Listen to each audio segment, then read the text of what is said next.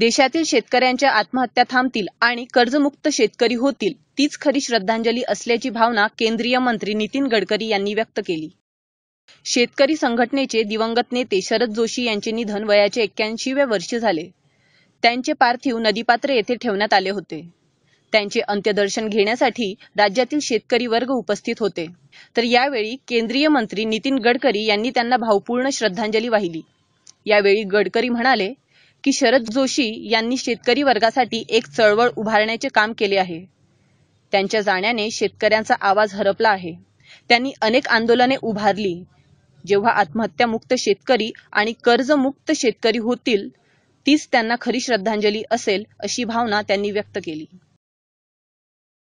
शरद जोशींचं आंदोलन जेव्हापासून सुरू झालं, त्या आंदोलनापासून त्यांनी शेतीच्या संदर्भात, शेतकऱ्यांच्या संदर्भात जे आर्थिक विचार व्यक्त केले, हे आजही रिलिव्हंट आहेत। आणि मी व्यक्तिगतरित्या त्यांच्या विचाराबद्दल प्रेम ठेवणारा आणि त्यांच्या विचाराच्या मार्गाने कृषी क्षेत्रामध्ये बदल होऊ शकतो असा विश्वास ठेवणाऱ्यापैकी होतो।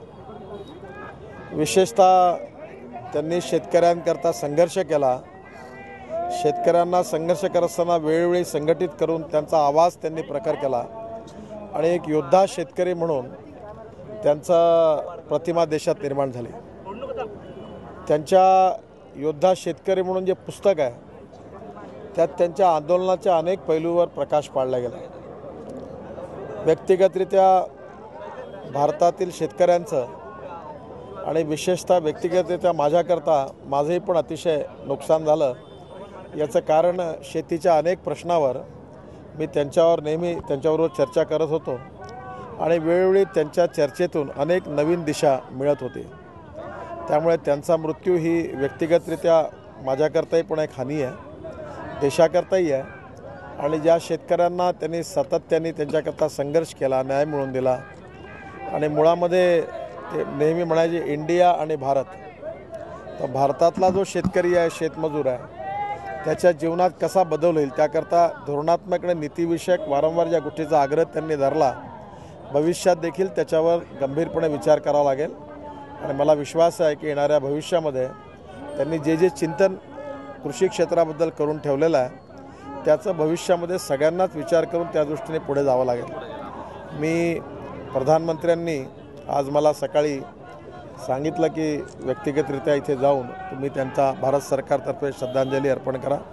मी आज प्रधानमंत्र्याच्या वतीने, भारत सरकारच्या वतीने, व्यक्तिगत माझ्या वतीने त्यांना श्रद्धांजली अर्पण करतो आणि परमेश्वरचरणी हीच प्रार्थना करतो की ज्या दिवशी खऱ्या अर्थाने शेतकऱ्यांच्या आत्महत्या थांबतील, शेतकरी कर्जमुक्त होईल आणि गाव, गरीब, मजदूर आणि शेतकरी हे संपन्न होतील, तीच खऱ्या अर्थाने त्यांना श्रद्धांजली होईल। आणि त्यांच्या विचाराकरता, कारण त्यांनी युनोमध्ये असणारी मोठी नोकरी सोडून ज्या कॉजकरता आपलं जीवन दिलं, ते त्याचं जे कॉज आहे ते आपण नक्कीच आपण सगळ्यांनी मिळून त्याच्याकरता प्रयत्न केला पाहिजे। आणि मला वाटते त्यातूनच त्यांना खरी श्रद्धांजली असं मला वाटतं।